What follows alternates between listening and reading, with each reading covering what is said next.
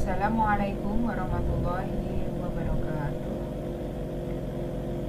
Materi pertemuan kali ini adalah tentang dasar proses pengolahan hasil pertanian yang merupakan salah satu KD yang dipelajari dari mata pelajaran agribisnis pengolahan hasil pertanian kelas 10 semester 1. Pada pertemuan ini yang akan kita bahas adalah pengendalian kandungan air bahan.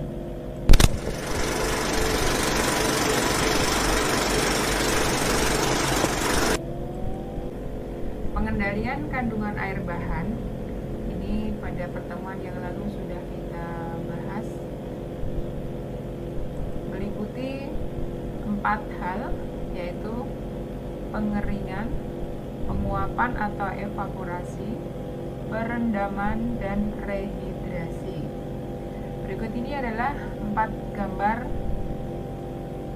yang sudah diidentifikasi. Yang pertama, gambar pertama ini adalah gambar bawang merah ya, pengeringan bawang merah daerah Pantura. Kemudian gambar yang kedua ini penguapan atau evaporasi pembuatan minuman rempah instan.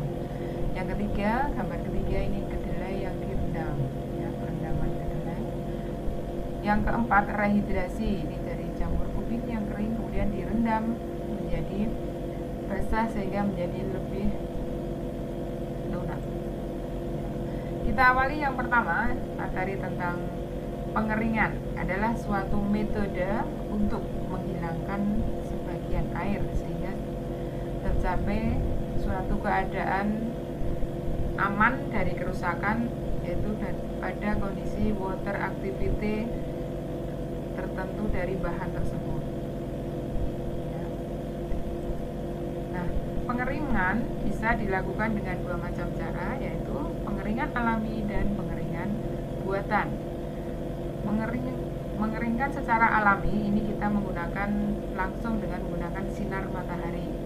Sedangkan buatan ini menggunakan alat pengering, bisa alat semprot atau spray, drum atau pengering drum maksudnya, atau oven ya, oven untuk pengeringan. Nah, faktor-faktor yang mempengaruhi pengeringan ini antara lain ada beberapa hal. Yang pertama, suhu. Semakin tinggi suhu, semakin cepat proses pengeringan. Jadi kalau suhunya itu panas, proses pengeringannya menjadi lebih cepat. Yang kedua adalah kelembaban relatif atau RH. Pada kondisi kelembaban relatif udara rendah, maka proses pengeringannya akan semakin cepat karena udaranya kering. Pada kondisi hujan itu kelembaban udaranya tinggi sehingga proses pengeringan akan lambat karena udaranya basah ya. Kemudian yang ketiga, luas permukaan. Luas permukaan itu sama juga dengan luas hamparan. Jadi kalau kita menjemur dengan dihamparkan pada bidang yang permukaannya luas, dengan kita tumpuk dalam suatu wadah yang kecil, itu akan beda. Luas permukaan yang besar itu akan lebih mempercepat proses pengeringan ya.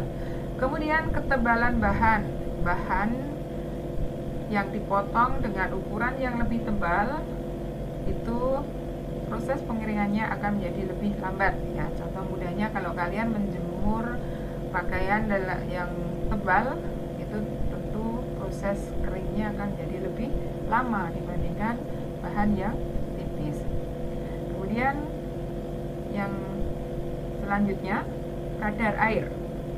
Kadar air bahan. Semakin tinggi kadar air dari suatu bahan, maka proses pengeringannya juga akan semakin lambat atau semakin lama. Pengendalian kandungan air yang kedua itu adalah penguapan atau evaporasi. Nah, ini tadi gambar yang kedua, yaitu contohnya dalam pembuatan minuman rempah instan. Jadi dari pasta atau menjadi kering ya, menjadi rempah instan. Kemudian yang ketiga, ini gambar delai yang direndam ya. Kalau di contoh kemarin, ini proses perendaman untuk mengembalikan awalnya kering kemudian menjadi basah atau menjadi lebih lunak. Yang keempat, rehidrasi. Rehidrasi ini kembali, menarik kembali air ke dalam bahan yang telah dikeringkan.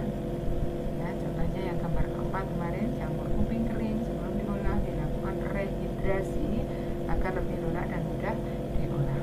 Ya, itu adalah 4 hal yang termasuk dalam materi pengendalian kandungan air bahan. Selanjutnya ada dua tugas ini silakan kalian cari di literatur atau bisa browsing.